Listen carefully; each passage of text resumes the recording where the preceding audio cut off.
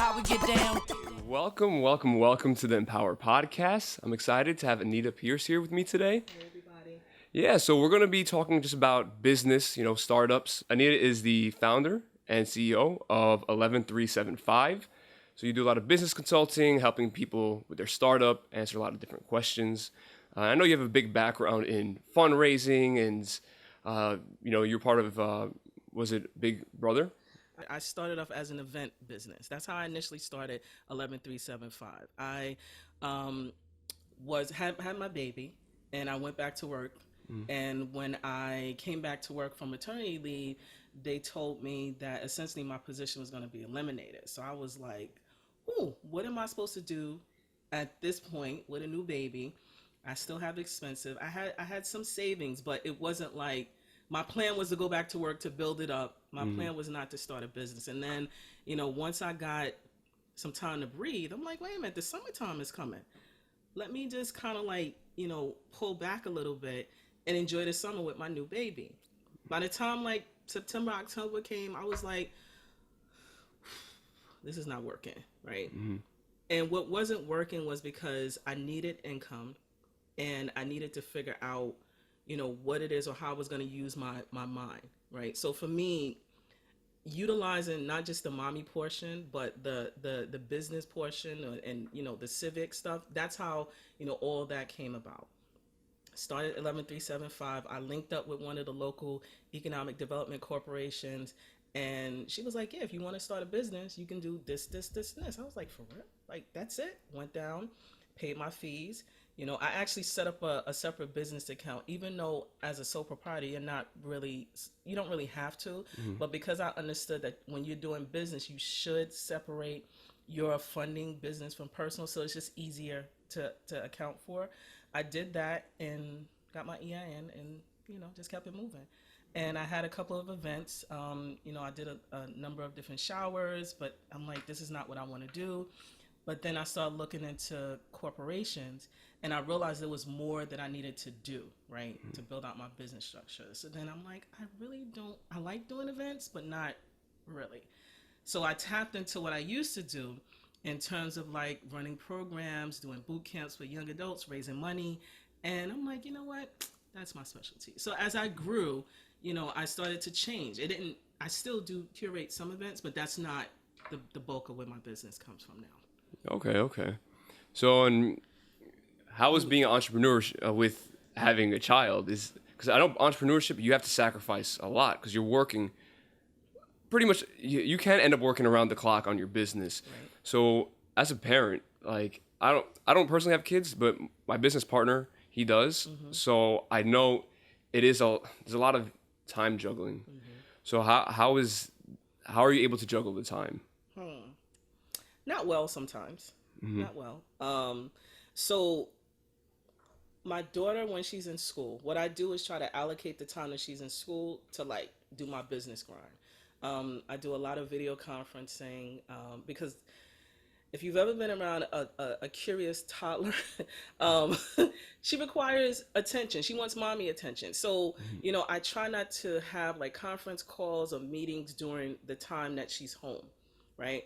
So if I have to go out, I'll schedule time, either on weekends or I'll have child coverage to be able to make sure that I'm still able to meet my business needs, which is connected to me separating being a mom and a businesswoman, if that makes any sense to you.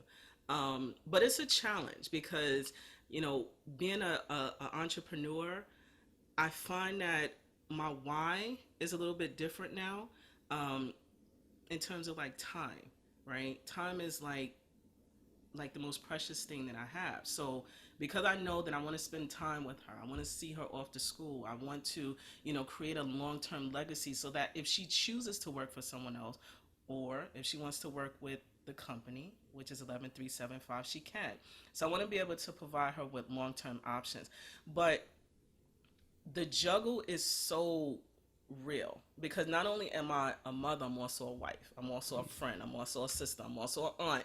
So playing those different roles are important, but definitely being an entrepreneur has definitely allowed me the freedom and flexibility in time.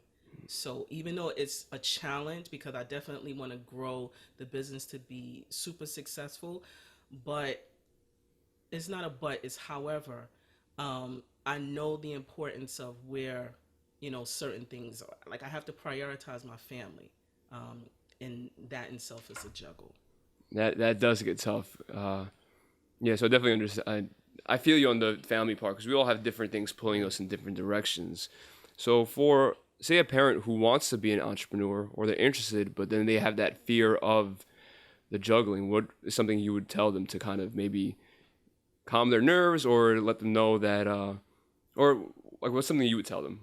I would first say do it, because being on this side of entrepreneurship is it's kind of dope. Like it really is, and I'm saying that because you go through a process of um, pretty much explain it. First of all, you got to get a support system, right?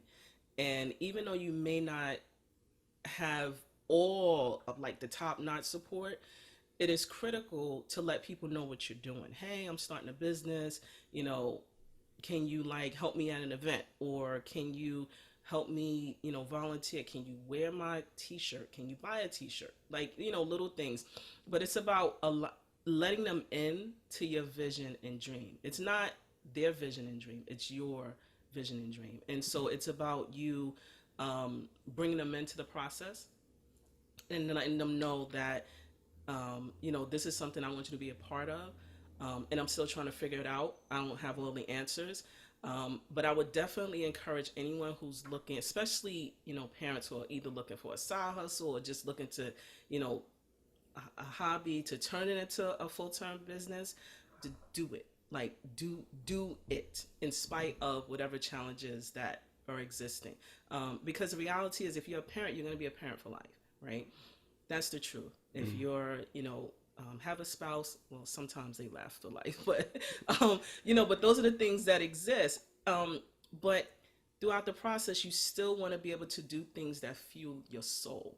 And you don't want to live with any regrets because, oh, my child, oh, my husband, oh, my family. Just do it. Take the Yeah, risk. yeah. People do get wrapped up in because who you are as a person changes depending on what situation you're in, Right. depending on who you're interacting with. So there's a lot of stuff in psychology about identity, but you do always have to kind of sit back and say, I'm my own person. There are things that I want to get done and accomplish and Right. feel good about. So I hear you on like being able to pursue those things and execute. So and you deal with a lot of entrepreneurs. So just I guess switching gears a little bit with so what are some things you see in people that you know are going to succeed within entrepreneurship? Is there a thing you could tell? It's like this person's got it. So, mind over matter is like very important.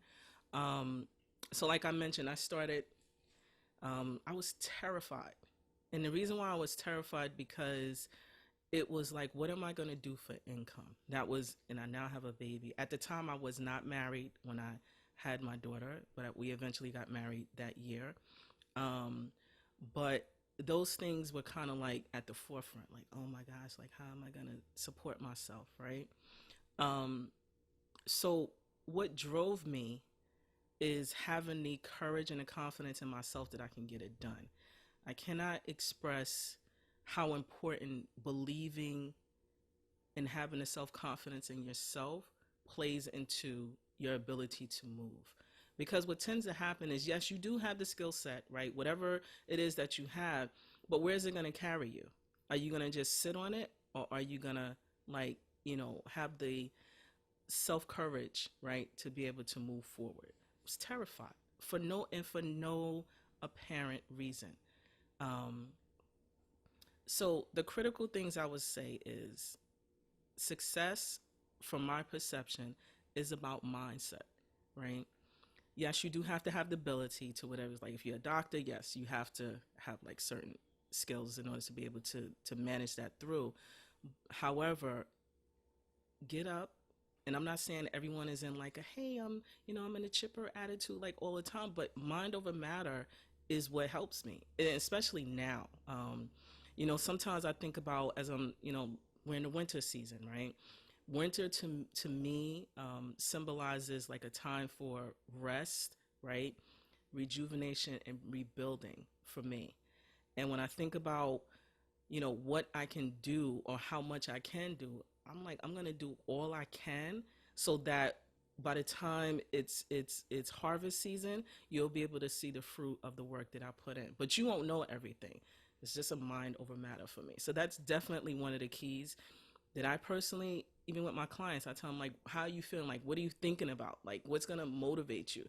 Because you won't do it if you're not inspired. Like, if there's nothing pushing you or like really guiding you, you're not going to do it. So, with new entrepreneurs, what are some things some roadblocks that you see or steps in the process that people start to struggle at? Setting up systems, right, in place to help you move forward, whatever it is that you're doing. Good customer service. I remember having one client that I was working with. When I would call, I couldn't leave a message. Now I know people are into, either texting, email, etc., but I couldn't leave a message because the mailbox was full. So little things like that. It may not seem like a big deal, but if a new person is calling to actually to utilize your service, clean out your voice message. Like, you don't have to have like to buy a 1-800 service to be able to to field your calls, but just little things like that. Business cards, like having like basic business cards. I think about now that we're in the era of social media, your social media presence. um, you know, you want to be as authentic as you can, as you put out to the public. And connecting the dots with your business. Like, what does your business stand for? Like, who are you as a business? How much do you want people to know about you? Right? Do you want them to know, oh, I just used the bathroom today? Like, like little Yeah. things like that. Like, how much detail do you want people to know about you and your business, and connect the dots? Always try to do brand consistency. So, for example, business cards. Is it a logo? Just making sure that to connect everything to make sure it's attached to how you want your business to be reflected. But I think the phone thing is probably like one of the things that I see, and like just having not good customer service, which is, you know, I try to teach my clients that if you are engaging, if someone reaches out to you, try to get to them within 24, 48 hours. I say that's a fair window, because people are moving constantly, but you also want to try to be as responsive as you can to them. Or let them know if they call, if you have a voice message, say, even though the weirdest thing to me, which I still have to get adjusted to, is the fact that, we're in the age of people texting, DMing, etc. You have to find a way to connect back to them in a way that they receive their information. So if it's on social media, DM, be as professional, as personal, as you can, but definitely try to be as responsive as you can. You work a lot. You work closely with startups, Right. correct? So people starting off their business, and it doesn't just have to be tech. I think Right. there's a new because tech startups are big. People always think, oh, startups only tech. A startup could be anything, correct? Correct. So when somebody's starting off with their new business, at what point do they need to know what kind of entity they want to be? Whether it's like a S corp or a LLC or a C corp. So at what point in the process should they start figuring that out? At the beginning. So I am a fundamental and foundation person. So when you are thinking about developing your idea into an actual business, I say get a piece of paper and write all that stuff down. You may not know everything in terms of like, oh, I want to be an LLC, or oh, I want to be an S corp, or I want to be a sole proprietor. Write everything down, because what you will find is when you start to do a brain dump, then you can start building, and as you start to get more information about taxes, how you pay your taxes versus under each structure, then you will begin to make a decision whether that works for me. Because most people may start, I'll tell you how I started. I started off as a sole proprietor, right?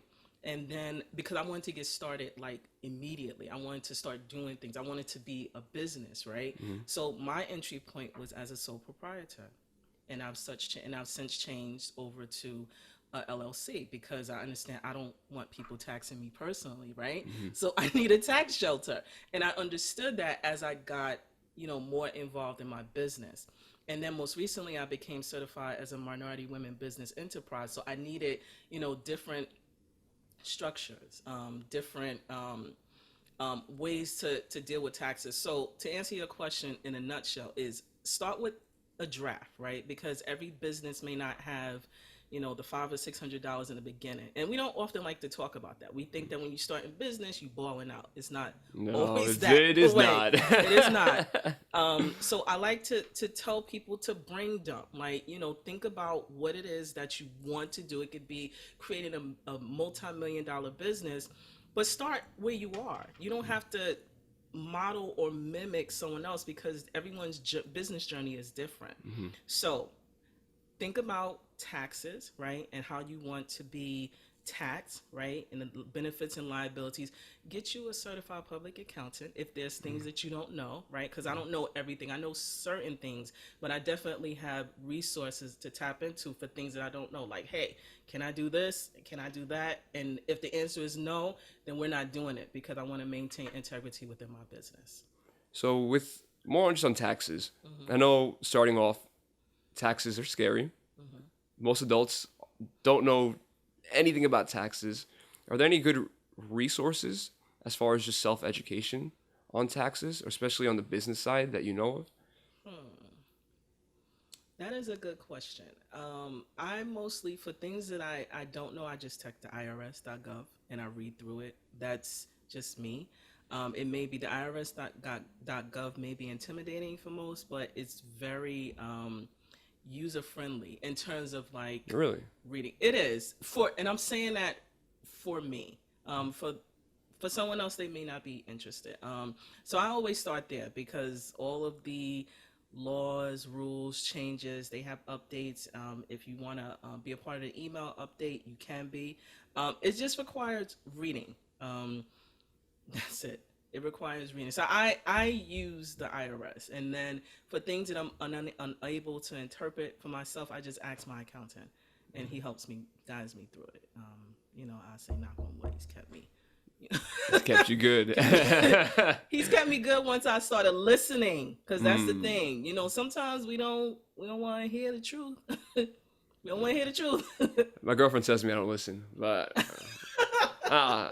Gotta listen. Yeah, no, gotta listen. If you wanna stay, especially if the same thing keeps happening because you're going on your own thoughts, and you're not willing to try something new. I would just say listen to those individuals who you trust and that have proven that they have the ability not to get you in any trouble. I do not want to be in trouble with the IRS. I don't personally know. Yeah, no, they'll get their money back. Yeah. So, and when you're starting off, say you have an LLC or sole proprietorship, even a C corp. If your business early on hasn't made money yet and it's time to file taxes, how does somebody go about that? Is it different for the type of business you have, or is it all generally the same? So to answer your question, I'm going to answer from my personal experience because in order for me to be certified as a minority women business enterprise, I had to file my taxes. My first couple of years, I did not make a whole lot of money. And what I was able to do with the help of my accountant was to be able to say, and again, I had a separate business account, so it was easy to kind of say, okay, well, this was for business, and this is what I did. And I didn't make a lot of money, but I still filed the taxes because I knew that was a part of when you are becoming a genuine, a legal business, because you can have a business and not do the filings. Let's be really clear about that. You don't have to do the state, and I know of businesses that have been in business for years, but they don't have they didn't go down and file their business certificate. They're not recognized by the state, but they have a fully functioning business. Ask me how they've done it. I'm not clear about that process, but because I went through the process of going down, filing my paperwork, and being legally recognized. Even though I wasn't making any money, my accountant was like, "You still need to do this," and I'm like, "But I didn't." You still need to do, So in other words, it's about me staying, running a business of integrity. I really wanted, even though I didn't make much, I just still did the paperwork. Mm. I did it. Most people may not. Okay. So you're saying a lot of people usually push it, They may keep push it keep until pushing it they until. until they make like that big, you know, dollar. But there are penalties. That what I discovered is that there are penalties, and this is from me talking to my accountant, that if you file as an LLC, I believe.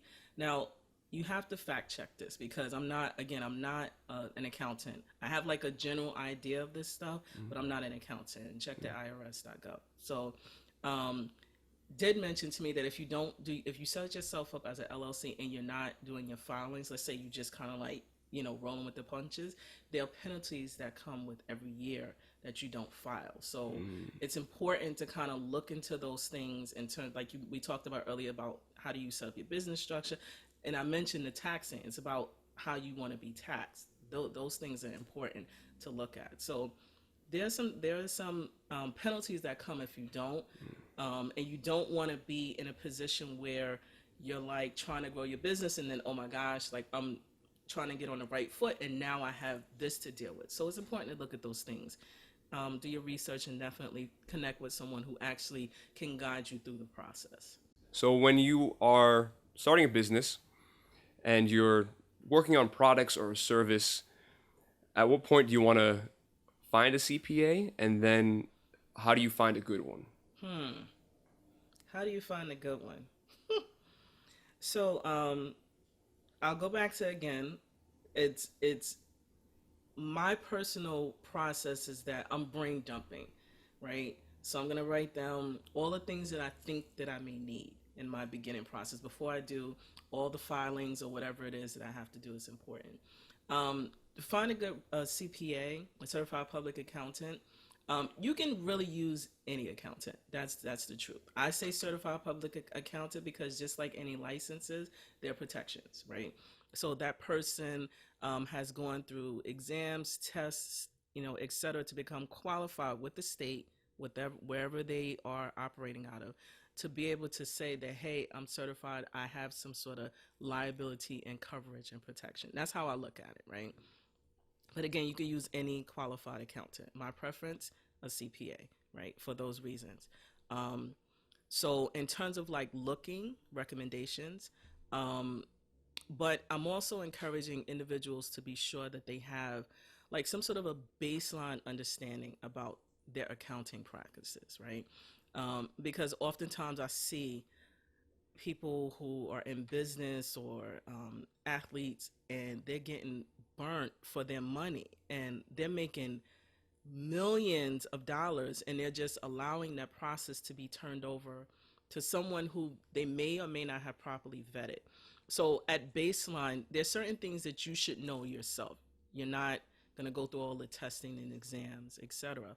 But definitely vet, get recommendations. There are a number of trade organizations that have qualified accountants that you can tap into for referrals. You can actually go to like a number of the Chamber of Commerces within each respective state, city, and borough, where you can find those type of resources. The Department of Small Business Services in New York City, they have a list of individuals who they have vetted that you can work with as well. So was it hard to switch from the sole proprietorship to the LLC when it was time for you to do that? Not really, but if I had to do it all over again, I probably would have started with an LLC, because it's just more money. That I'm looking at it in terms of like, the startup. What is it? The cost of a couple of coffees, I guess it was like 100, and to sole proprietorship, it's like probably like $130 because I filed in Brooklyn, and that dealt with notary, filing the documents, etc., and then funding the bank account. versus the LLCs cost like maybe like $500. I'm just doing rough numbers. So more so about, okay, I could have just did, put the $100 to something else. It may seem like a little bit um, like too deep in nuances, like, oh, $100 isn't anything. But if you're an entrepreneur, $100 could be used for something else. Yeah. So that's how I'm thinking. It's just about filing the proper documents, making sure that you have it's like I think it's either an agent or something like that with the LLC. So it's just about, it's not difficult. Nothing really is difficult if you really put your mind to it, I believe. But it was just a matter of just switching over the documents. So I know you had recently had an event that I attended. That's how we met. Yay! Yeah. It was good. It was good. And yeah. So how can people go about using events to promote their business? So while I did not promote my business, so much there, like I really didn't talk about what 11375 was at that business, because that was a social entrepreneurship where I wanted to provide information. What I did do was I did set up a table that had like pamphlets and a banner, a table banner, and some branding things that were around.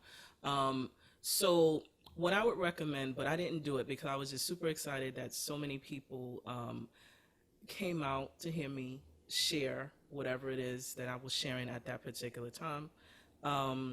So I think that was more of a like, wow, people are actually coming out. That was kind of like, a humbling moment for me. So in terms of connecting it to your business, definitely messaging. It was the beginning of the year. I'm like, it's 2020, Vision 2020. Let's try to make it, catchy, a little catchy phrase. Everyone wants to start anew for that particular event. So I was like, okay, well, what is it that, I can have people, leave as takeaways besides, information about the business. One of the things that I want to make sure is that I had a business card, contact information. I had like a little pamphlet, like not a pamphlet, but like a postcard that had, the logo on it. People can take it. They may forget about it, but then a couple months later, they're like, oh, this is the event that I had. I also did like a raffle. It was like a little raffle. Someone won a free consultation with me, and I had like little information within the bags with, little logos on the bags, like little things that didn't really cost me a whole heck of a lot. But definitely when you're thinking about the business, always thinking about what people should take away. Information, information about your brand. It doesn't, and again, you don't have to spend a whole heck of a lot of money to start up, right? But it's important, like if you have someone come to an event, at least have business cards, at least have, I think I have a branded tablecloth. For the setup that I had there, cost me probably like $300. May not be a lot for some, but to me that was worth, because for $300 we're buying shoes, we're buying food, we're buying, all other things, but you can definitely pump that into your business to be able to create a consistent brand for folks.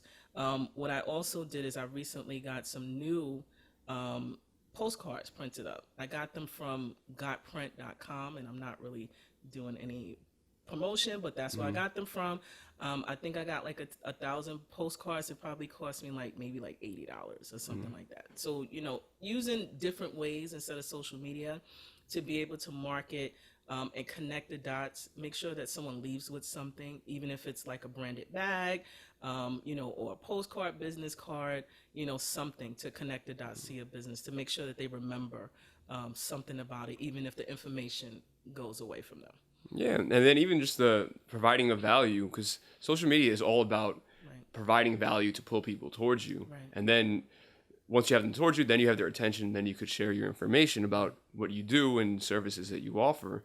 But everybody's looking for free stuff, so that's why it's interesting knowing when to charge for an event and when not to charge, because it's about your main goal for the event. So whether it is promotion or if it's to make income. Right. So, and a lot of money goes into, or budgeting has to go into creating these events. So when somebody wants to throw an event, What are some of the key things they need to account for? Okay, so a brunch, right? So, and I'm saying that because this is one of the events that I'm working on. So it could be, again, location, right? Um, Accounting for the space that you have to pay for, administrative costs. If they have help, that's like 20% tacked on to whatever the cost of the space, food, etc. What it is that you want to give as takeaways. So I'm creating a gift bag like with my logo on it. So I know that that's going to be another cost for me because I want people to take away these bags and that they're going to be like, well, where'd you get that bag from? So I'm thinking like that because there was a recent change in the laws that you're not supposed to use plastic bags anymore. Yes, yes. So I'm thinking, okay, great. I can capitalize off of that, right, in terms of marketing, branding my business because people want the grocery bags. Okay, so I'm thinking about that. That's probably going to cost me another $200 or $300 tacked on to whatever it is that I want to do. Food costs per head. Okay, so I may be budgeting probably like maybe for a brunch $25 per head. That's including all you can eat, all you can drink. No alcohol is going to be included into it. Or I may say, you know what? For individuals who may want to have like a bottomless brunch, because that's really popular, I'm adding in a separate package for those individuals who may want that because everybody may not want to drink. So now I'm tacking in on that marketing, right? Both print, digital as well. So I like to use a multifaceted, I guess it's kind of old school approach. Like I will, print out flyers for those people who may not be on social media, even though it's hard to believe that there are people who are not on social media. But the other thing I also build in is building in multi-language approach, right? So I do not speak Spanish. I know like a little bit of it, but I know that there are individuals out in the community which I'm going to have the event that does speak Spanish. So I want to be able to tap into them and say, well, okay, perhaps get an interpreter, get a friend. Listen, does this make sense? That doesn't make sense. And I will make sure that I'm marketing in multi languages so that I'm able to reach at least everybody that I know that is within my particular market. Okay, so now I'm also thinking about day of help, right? So again, you can't really do anything. You may need people there for setup. You may need the photographer if you want to hire someone. You budget that in. Staff help, day of staff help. You want somebody at your registration desk, like just to kind of say, hey, who has good customer service, who's smiling, who can, direct the individuals to come and be seated, etc. If you want to sell merchandise there, because a friend of mine was like, oh, merchandise is really big. I'm like, well, who wants to develop like t-shirts? That's a really popular thing. Like it can be extremely lucrative if you know how to do that. So you may want to build and merchandise, t-shirts that people can actually buy $10, $15 for as another thing, or buttons, like little things. So it's a pretty much about the experience. Oh, and the other thing. So if you are having a speaker come in, like for an event, right? So I know that this has become like a best practice, but I remember, and I still carry that principle into what I do now because it's important.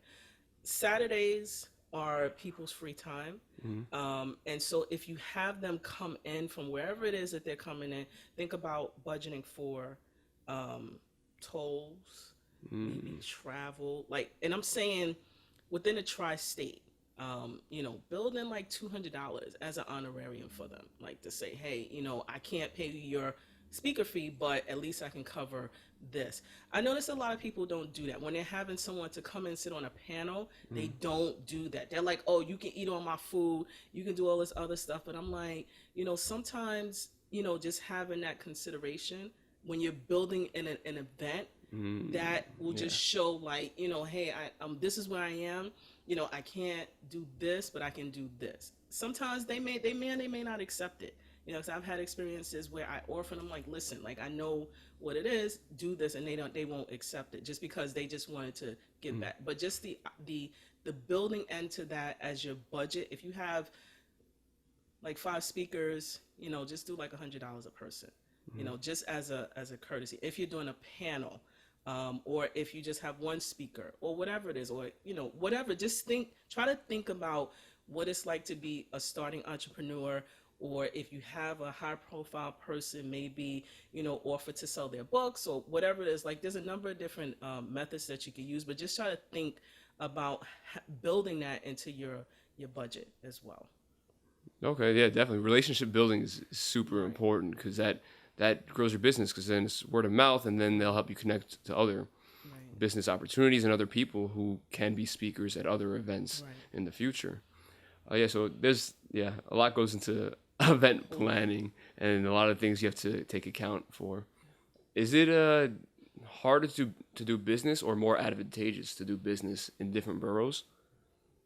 So my particular model is because I am really putting myself out there, right? So that people can know the brand of 11375 is that I'm doing events in New Jersey. I'm going to events in New Jersey. I'm going to events and I'm doing events upstate New York, Brooklyn, Queens, wherever. So I want to pretty much get myself out there in all five boroughs and also tri-state as well. Again, it's about figuring out where you want to be known, person and presence. Um, I've set up a number, just curated a number of different opportunities just for my specific business. Most recently, one in Brooklyn, upcoming in New Jersey, and one upstate. So that's my business model right now. Okay, So good. but it's based on a person and you know how far you want to grow, and what is it that you want to accomplish, who you want to touch base with. Social media is great, word of mouth is great, but also being able to show up and be present is just as important as well. So. So with event planning, I know I had a few questions on planning events and how Mm-hmm. it helps grow your business. Mm-hmm. Just for being a New Yorker, are there certain events in different boroughs you feel were better attended, or do you feel like there's more business growth in certain boroughs than others? That's interesting. So me being from Brooklyn, right? I will definitely say that Brooklyn is like a hot pocket for businesses. Me personally, there's been a tremendous amount of growth, with developers and individuals getting excited about what's happening, the changes that are happening in Brooklyn. So typically, if you say you're doing something in Brooklyn, people be like, "Oh, I want to come to Brooklyn for whatever reason." Um, but in my experience in doing events, is pretty much based off of topic and need, right? So, for example, I'm hosting an event, two events upcoming, and they're going to be in April. What do you know April is to be? Tax season. Tax season and April Fool's Day. No, April Fool's Day, but also it's tradition. It's Financial Literacy Month. oh, okay, yeah. Yeah. So if you understand, like for example, Black History Month is coming up. Most people do a lot of Black History Month around general themes. Like we just had the holidays, Christmas, etc. There were a lot of fundraisers and donations and toy drives, etc. So if you build it based upon events, that are based upon um, a general theme, that can help to drive individuals to your event. Doesn't really matter on the location. If you properly promote it, get it out there in a timely manner. So don't, from my recommendation, if you're thinking about having events, build in a 2 month window, right? And I'm saying 2 month window because if your strategy is to market on social media, right? You got to give that time to kind of, go through, go viral, whatever it is that it needs to do there, right? And then you do, some other tactical points, right? You may partner with another local organization, and those things take time. So my general rule is like 2 months. I mean, although I've seen events, curated, you know, within 3 weeks, that still gets some traction depending on timing, year. If there's not a lot of events that's happening on that particular day, I just recommend just like think about the timing, like how you want to capture people, like how do you want them to? Do you want to do a video presentation? Like think about those little things that may, attract people. But timing of the year is critical.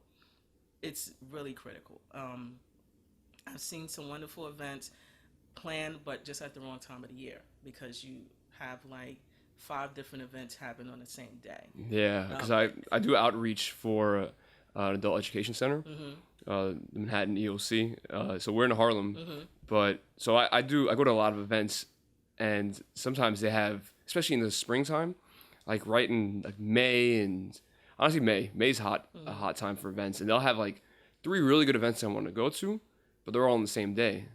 So there is a lot of competition on certain time periods, and especially certain days in particular. Like even also September, I think is hot as well because school's back in session. People want to be active, do different things. So that's like Circle of Sisters by WBLS. They have a big event at the Javits Center. Yeah. But I think there's a few different things that happen around that weekend as well.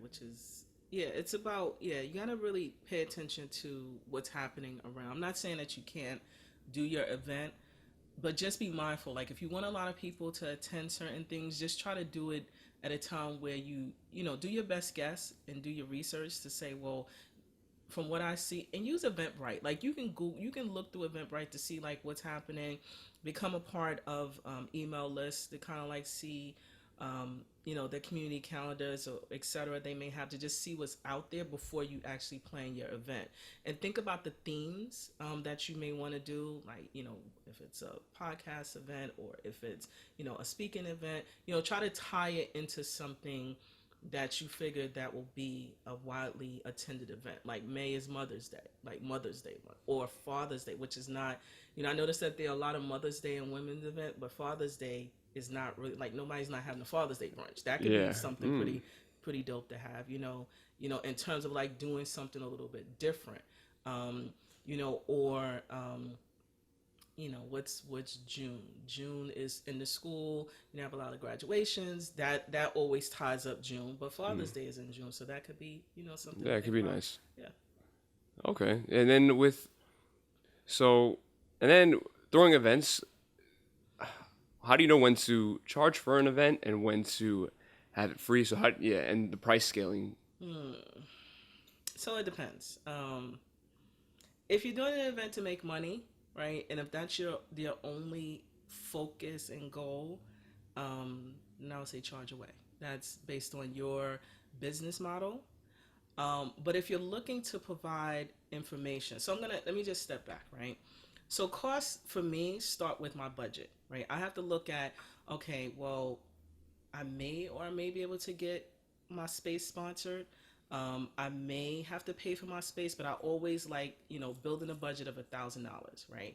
That $1,000 includes like refreshments, food, light refreshments, space. Maybe I want a photographer. Maybe I want somebody to. I mean, you can do it with your phone, but sometimes hiring someone to do this, like you're gonna be talking but doing this, right? Like Hold up,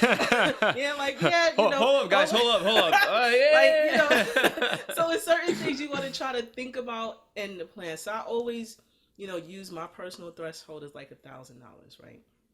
I may not use 1,000, so I know space, right? I know if I want, again, a photographer, I want food. Those things cost. So the things that you can kind of like, let's say, take a loss for, depending on what it is. So like, if I'm doing a brunch, I'm going to charge for the brunch, right? But if I'm providing like, information and it's, I know that the type of, like, I really want this information, I'll find a space that is no cost and I'll do it for free. And I know that, I can spend my budget based, for other things. Like, okay, I need somebody to video this for me. I can do this. I can do that. I can do marketing material. So it's about what your level of comfortability is, and also your budget for each event. I've seen events that I've gone to and I'm like, I don't even know why I spent this money, right? Me personally. But I understand that this is, something that they wanted to do for their business model. So they charge like $50 or $60 for it. Did I think it was worth it? Probably not. But you got to think about what are the benefits, right? Also within, I'm thinking about, within, building your budget, think about giving gift bags or, doing little things like that. But it's all pretty much for me based upon your budget. Like if you have money to spend, try to recoup some of that back. And you talk about price points, right?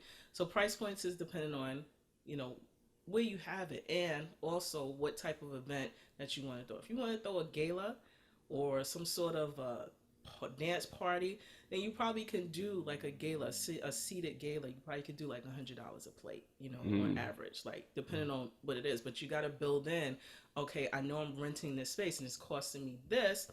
I at least want to, you know, meet my threshold at this level. So I'm going to charge this and just leave it at that as a base point.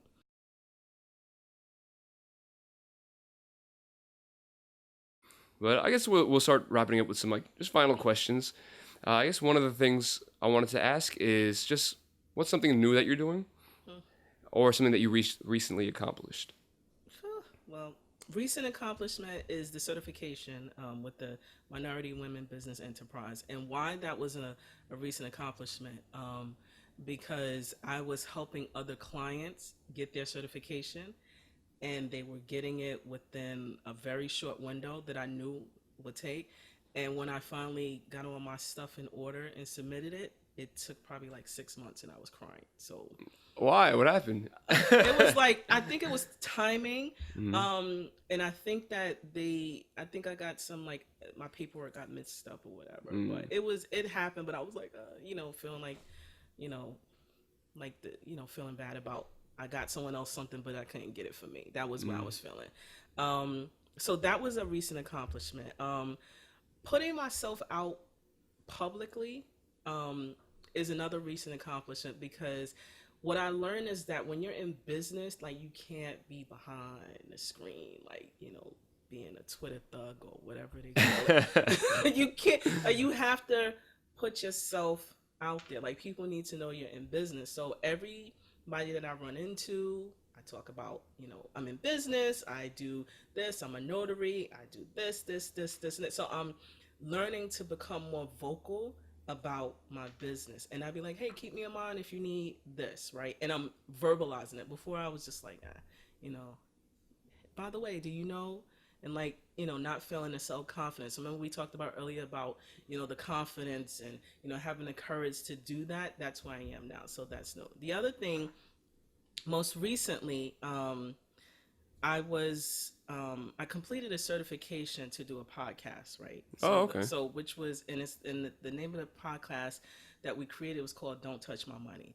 Now, how that came about was because there was a program within Brownsville, and I was asked by a client that I was working on, you know, if this is something that I would be interested in. And I was like, podcast, not really understanding the world of podcast. Like, it's exploding. It is so big. So new to me, right?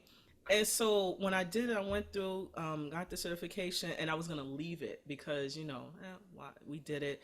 We had a listening party, and it kind of just left it, right? And the producers who was working with us was like, no, you need to, like, do this, because, you know, this is something that's, like, needed from a different perspective. I'm like, So I'm going to work on that. I'm going to continue with that process. One, because I think being financially educated is, like, imperative. I'm not sure why we don't have that as a part of our educational system, like, embedded into, not just like, okay, we take economics, no, like, have it embedded. Like, we should learn about taxes. We should learn about opening businesses in the school system. But, you know, again, so that's another thing. And I'm just working on curating a number of different events this year. Just trying to get people to know who 11375 is behind the brand, you know. That's great. And so where can people find your business? Where can people find you? Social media, websites, all that good stuff. Website, 11375.com. 11, ELEVEN, 75.com website. I'm on Instagram, I'm on Facebook, and I'm also Twitter and also LinkedIn as well. Also under 11375 as well. So okay, no underscores or anything in there, just straight up. No underscores. Okay, okay, great. Well, I think yeah, that's good information. You know, definitely connect, reach out. You know, I'll post everything in the bio so you guys will be able to look up Anita, get some good services, help you grow your business, get your startups off the ground, and start making that big money. All right, Anita. Thank you. Thank you very much. So much. I really appreciate this. Thank you. All right. Yeah. The format is real sickness, contagious. Here I come, Daisy. There you go, there you go. How we get down, get down. The format is real sickness, contagious. Here I come, Daisy. There you go, there you go. How we get down, Daisy. down, down. Here I come, Daisy. Here I come, Daisy. Here I come, there you go.